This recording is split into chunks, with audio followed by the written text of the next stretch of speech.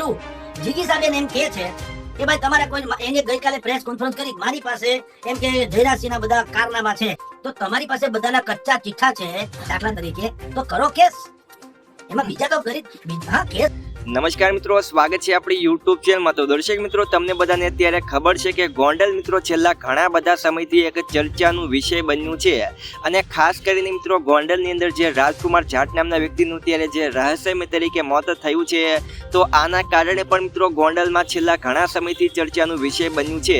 હવે આની વચ્ચે મિત્રો તમને બધાને ખબર છે કે 2 દિવસ પહેલા જીગીશાબેન પટેલનું જે નિવેદન આવ્યું હતું, તેમને એવું નિવેદન આપ્યું હતું કે ગણેશ જાડેજાના કાળા ચિઠ્ઠાની આખી ફાઇલ મારી પાસે છે.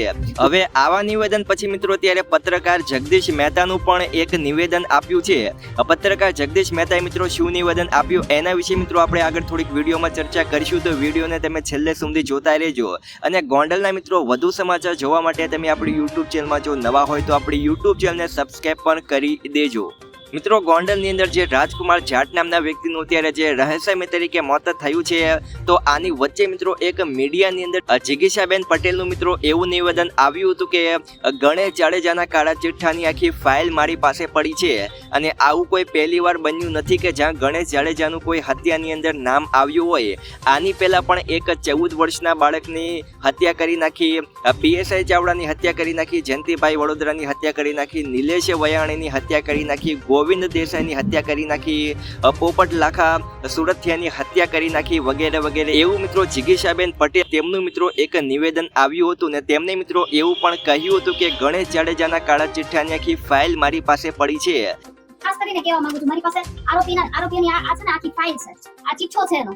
તો આની વચ્ચે મિત્રો પત્રકાર જગદીશભાઈ મહેતાએ એવું કહ્યું કે તમારી પાસે આ બધા સબૂત પડ્યા છે, તમારી પાસે ગણેશ જાડેજાના કાળા ચિઠ્ઠાની આખી ફાઇલ પડી છે, તો તમે ગણેશ જાડેજા વિરુદ્ધ એફઆઈઆર નોંધાવી દો, તમે ગણેશ જાડેજા ઉપર કેસ કરી દો. એવું મિત્રો ત્યારે જે જગદીશભાઈ પત્રકાર મહેતા છે તેમનું પણ મિત્રો નિવેદન સામે આવ્યું છે.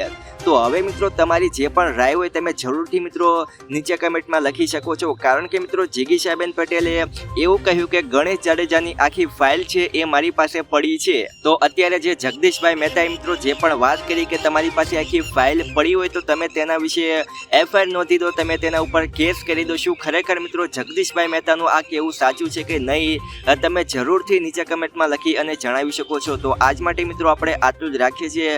જો તમને વિડીયો ગમે તો લાઈક કરી નાખજો અને તમે આપણી યુટ્યુબ ચેનલમાં જો નવા હોય તો આપણી યુટ્યુબ ચેનલને સબસ્ક્રાઇબ પણ કરી દેજો. તો મળીએ નવા વિડીયોમાં.